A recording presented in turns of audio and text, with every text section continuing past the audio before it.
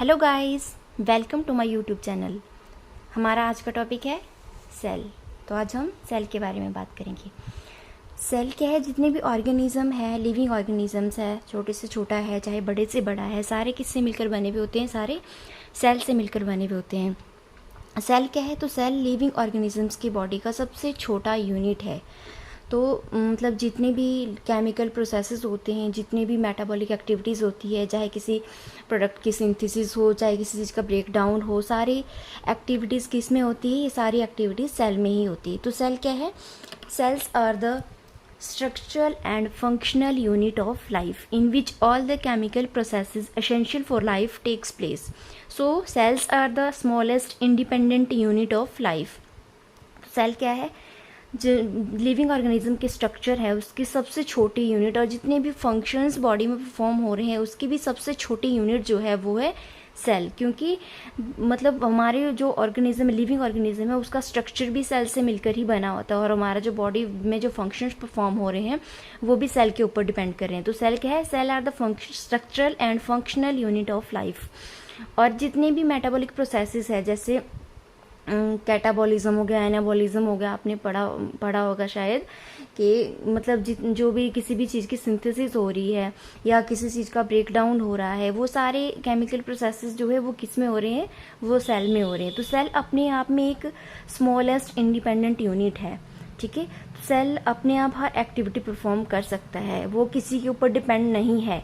Cell अपने आप में एक कंप्लीट है। ठीक है, तो सेल को किसी भी चीज़ की ज़रूरत हो वो तो अपने आप सिंथेसाइज करता है, अपने आप उसको ब्रेक डाउन करता है। हर चीज़, हर जितने भी केमिकल प्रोसेसेस सारे सेल में अपने आप होते हैं। ठीक है, तो अगर उसको प्रोटीन की ज़रूरत है तो वो प्रोटीन खुद सिंथेसाइज करेगा, उसको एनर्जी की ज़रूरत है तो वो एनर्जी खुद सिंथेसाइज करेगा। इसी प्रकार जिस भी चीज़ की ज़रूरत हो सेल अपने आप बनाता है। ठीक है, तो सेल क्या है? सेल हमारी बॉडी की बेसिक बिल्डिंग ब्लॉक है। ठीक है, जैसे एक घर बनाने के लिए ईंट की ज़रूरत होती है, उसी प्रकार एक ऑर्गेनिजम्स के लिए क्या होता है? सेल की जरूरत होती है। मतलब सेल ऑर्गेनिज्म की बॉडी का बेसिक बिल्डिंग ब्लॉक है। तो एक बिल्डिंग, जो एक घर बनाते हैं उसका बेसिक बिल्डिंग ब्लॉक क्या हुआ? ईंट हुआ। जैसे हम ईंटों को जोड़ते हैं तो क्या बनता है? दीवारें बनती है। दीवारों को जोड़ते हैं फिर एक रूम बनता है, फिर बहुत सारे रूम्स को मिला के फिर एक घर बनता है। इसी प्रकार क्या होता है कि जैसे एक सेल है, तो सेल को जब हम जोड़ते हैं तो क्या बनता है? टिश्यू बनते हैं। ठीक है, और जब टिश्यूज़ को मिलाते हैं तो बनता है ऑर्गन। इसी प्रकार जब हम ऑर्गन्स को मिलाते हैं तो क्या बनता है? Organ system. ठीक है, और ऑर्गन सिस्टम को मिला के बनता है ऑर्गेनिज्म। तो सेल क्या है? सेल सबसे छोटी यूनिट है, और सेल को जब हम मिलाते हैं तो टिश्यू बनते हैं, और जब हम टिश्यू को मिलाते हैं तो ऑर्गन्स बनते हैं, और जब ऑर्गन्स को मिलाते हैं तो ऑर्गन सिस्टम बनता है, और ऑर्गन सिस्टम को मिला के एक ऑर्गेनिज्म कंप्लीट होता है।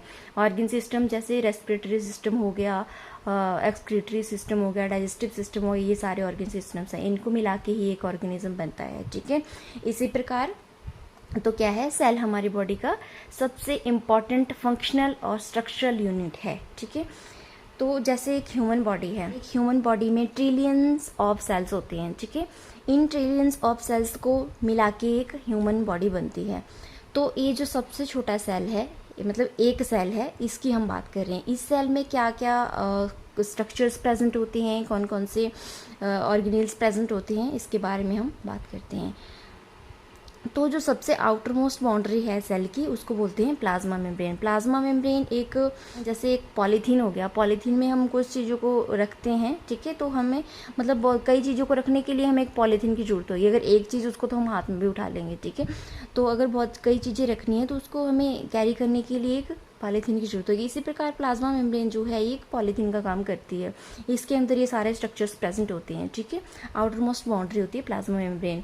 अब इसका जो सबसे मेन कंपोनेंट, सबसे मेन जो स्ट्रक्चर है इसके अंदर वो है न्यूक्लियस। न्यूक्लियस क्या करता है? न्यूक्लियस इन जितने भी जो ऑर्गेनील्स हैं इनके ऊपर कंट्रोल रखता है, ठीक है। ये बॉस का काम करता है, मतलब सारा ये जो जितने भी ऑर्गेनेल्स हैं, ये जो काम कर रहे हैं, कैसे कर रहे हैं, ये इसको सारा कंट्रोल कौन करता है? न्यूक्लियस करता है। तो न्यूक्लियस क्या है? कंट्रोल सेंटर है सेल का। इसमें जेनेटिक इन्फॉर्मेशन स्टोर होती है, डीएनए इसी में प्रेजेंट होता है, ठीक है। और न्यूक्लियस के अंदर एक और छोटा स्ट्रक्चर प्रेजेंट होता है जिसको बोलते हैं न्यूक्लियोलस। न्यूक्लियोलस क्या करता है?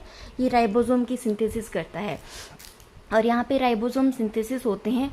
फिर वो जो ये न्यूक्लियस की मेम्ब्रेन है, न्यूक्लियर एनवेल्प बोलते हैं उसको, न्यूक्लियर एनवेल्प से होके एंडोप्लाज्मिक रेटिकुलम के ऊपर अटैच हो जाते हैं राइबोसोम्स। कुछ जो है वो साइटोप्लाज्म में फ्रीली मूव करते हैं, ठीक है। और जो ये एंडोप्लाज्मिक रेटिकुलम है, एंडोप्लाज्मिक रेटिकुलम दो टाइप का होता है, रफ एंडोप्लाज्मिक रेटिकुलम और smooth endoplasmic reticulum. Rough endoplasmic reticulum इसलिए बोलते हैं क्योंकि इसके ऊपर राइबोसोम्स अटैच होते हैं, और ये राइबोसोम्स के अटैच होने के कारण ये रफ अपीयरेंस देता है। और जो स्मूथ एंडोप्लाज्मिक रेटिकुलम है, उसकी जो मेम्ब्रेन्स होती है वो स्मूथ होती है, इसलिए इसको स्मूथ एंडोप्लाज्मिक रेटिकुलम बोलते हैं, ठीक है।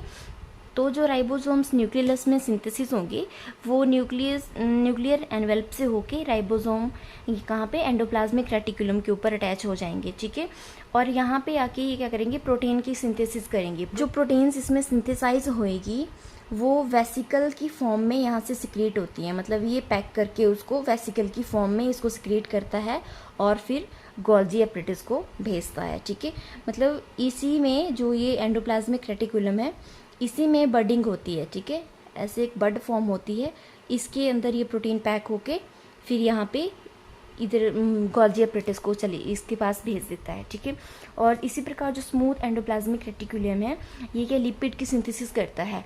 लिपिड की सिंथेसिस करके ये उसको पैक करके एक वेसिकल की फॉर्म में ये भी इसको सिक्रेट करता है, और उसको जहाँ जिसकी ज़रूरत होती है वहाँ पे ट्रांसफ़र कर देता है, ठीक है। तो जो राइबोसोम जो प्रोटीन सिंथेसिस करता है, उसके बाद वो उसको एंडोप्लाज्मिक रेटिकुलम को भेजता है। एंडोप्लाज्मिक रेटिकुलम क्या करता है? उस प्रोटीन को फर्दर प्रोसेस करता है, उसको कस्टमाइज़ करता है जिस फॉर्म में उसकी ज़रूरत होती है, या तो उसके ऊपर जैसे लिपिड्स अटैच कर देगा या कार्बोहाइड्रेट्स अटैच कर देगा, मतलब जिस फॉर्म में प्रोटीन की ज़रूरत होती है उस फॉर्म में उसको उस फॉर्म में उसको बना के उसको फिर आगे ट्रांसफ़र करता है, ठीक है। और नेक्स्ट है हमारा माइटोकॉन्ड्रिया। माइटोकॉन्ड्रिया क्या है? Mitochondria powerhouse of the cell भी बोलते हैं इसको। माइटोकॉन्ड्रिया जितनी भी हमारे बॉडी को एनर्जी की ज़रूरत होती है, वो सारी जो एनर्जी है वो माइटोकॉन्ड्रिया सिंथेसाइज करता है, ठीक है, एटीपी की फॉर्म में। और जहाँ पे जितनी ज़्यादा एनर्जी की रिक्वायरमेंट होगी उतनी ही ज़्यादा वहाँ पे माइटोकॉन्ड्रिया प्रेजेंट होती हैं। जहाँ पे कम एनर्जी की ज़रूरत होती है वहाँ पे कम माइटोकॉन्ड्रिया प्रेजेंट होती है, और जहाँ पे ज़्यादा होती है वहाँ पे इनका नंबर ज़्यादा होता है। और अब है नेक्स्ट है लाइसोसोम। ये जो है ये लाइसोसोम है। लाइसोसोम क्या करता है? जितने भी जो ये ऑर्गन्स है, जो भी हम मतलब सेल में जो भी स्ट्रक्चर्स डैमेज हो रहे हैं, जो भी वर्न आउट स्ट्रक्चर्स हैं, वो सारे लाइसोसोम उनको क्या करता है? उनको ब्रेक डाउन करता है, उनको डिग्रेड करता है, मतलब ये सफाई का काम करता है। मतलब जितने भी इसमें जो डैमेज स्ट्रक्चर है उनको लेता है और डिग्रेड करता है। इसमें हाइड्रोलिटिक एंजाइम्स प्रेजेंट होते हैं, ठीक है। और जो सबसे मेन कंपोनेंट है इसका वो है साइटोप्लाज्म, ठीक है। जो ये सब्सटेंस जिससे सेल फिल है इसको बोलते हैं साइटोप्लाज्म। साइटोप्लाज्म क्या होता है? ये एक जेली लाइक है, और इसके अंदर ये सारे जो स्ट्रक्चर्स है ये एम्बेडेड होते हैं, ठीक है, ये सस्पेंडेड होते हैं। और ये जो ऑर्गेनील्स हैं ये अपनी जगह से नहीं हिल सकते साइटोप्लाज्म की वजह से। साइटोप्लाज्म इनको एक जगह पे, मतलब इनकी पोजीशन को जहाँ पे होते हैं वहीं पे बनाए रखता है, ठीक है। और जो ये सेल है, ये सेल अपने आप शेप में कैसे रहता है, ठीक है। इसमें कुछ मतलब ये जो साइटोस्केलेटन जो होता है सेल का, वो किसकी वजह से मेंटेन रहता है? माइक्रोट्यूब्यूल्स होते हैं, माइक्रोफिलामेंट्स होते हैं, ये कुछ ऐसे स्ट्रक्चर्स होते हैं। जैसे ये माइक्रोट्यूब्यूल्स हो गया, ये माइक्रोट्यूब्यूल है, ठीक है, और ये है माइक्रोफिलामेंट, ठीक है। ये माइक्रोट्यूब्यूल्स और माइक्रोफिलामेंट्स होते हैं, ये सेल का साइटोस्केलेटन बनाते हैं, ठीक है। माइक्रोफिलामेंट्स जो होते हैं ये प्रोटीन के बने हुए होते हैं, ये सेल को उसकी शेप प्रोवाइड करवाते हैं, मतलब सेल जो है अपनी शेप में रहता है माइक्रोफिलामेंट्स और माइक्रोट्यूब्यूल की वजह से, ठीक है। तो अब हम बात करते हैं डिस्कवरी की। सेल की डिस्कवरी किसने की थी? सेल की डिस्कवरी सबसे पहले रॉबर्ट हुक ने की थी इन 1665 में, ठीक है। उन्होंने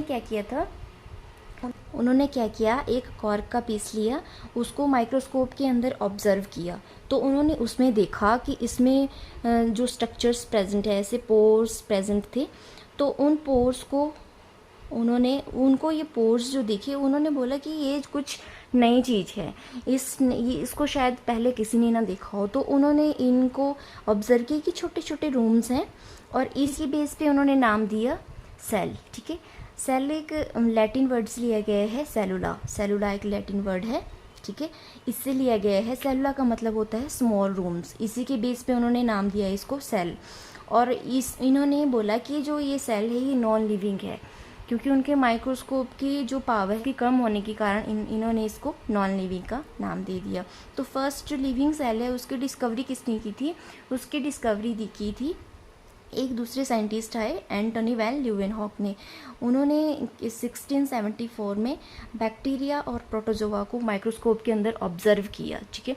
वो माइक्रोस्कोप मतलब वो क्या थे, मास्टर माइक्रोस्कोप मेकर थे। उन्होंने जो सिंपल माइक्रोस्कोप है उसमें मॉडिफिकेशन करके उसको एक मास्टर माइक्रोस्कोप बनाया, मतलब हाई क्वालिटी का माइक्रोस्कोप बनाया, और उसमें उन्होंने बैक्टीरिया और प्रोटोजोआ को ऑब्जर्व किया। उन्होंने देखा कि इसमें ये जो स्ट्रक्चर्स हैं ये मोटाइल हैं, ये मतलब एक्टिव है, मोटाइल है। इसकी वजह से इन्होंने बोला कि ये जो सेल हैं ये लिविंग स्ट्रक्चर्स हैं, और इन्होंने इसको नाम दिया है एनिमोलिक्यूल्स। एनिमोलिक्यूल्स का मतलब होता है छोटे एनिमल्स, ठीक है। तो कुछ एग्जाम्पल देखते हैं। सबसे छोटा सेल कौन सा होता है? माइकोप्लाज्मा। और सबसे बड़ा सेल होता है ऑस्ट्रिच एग। और ह्यूमंस के केस में सबसे छोटा सेल होता है स्पर्म, और सबसे बड़ा होता है ओवम। इसी प्रकार जो सबसे लंबा सेल होता है वो है न्यूरॉन का सेल, ठीक है। Thank you so much for watching. अगर आपको मेरी वीडियो पसंद आई हो तो लाइक करना, मेरे चैनल को सब्सक्राइब करना और शेयर करना।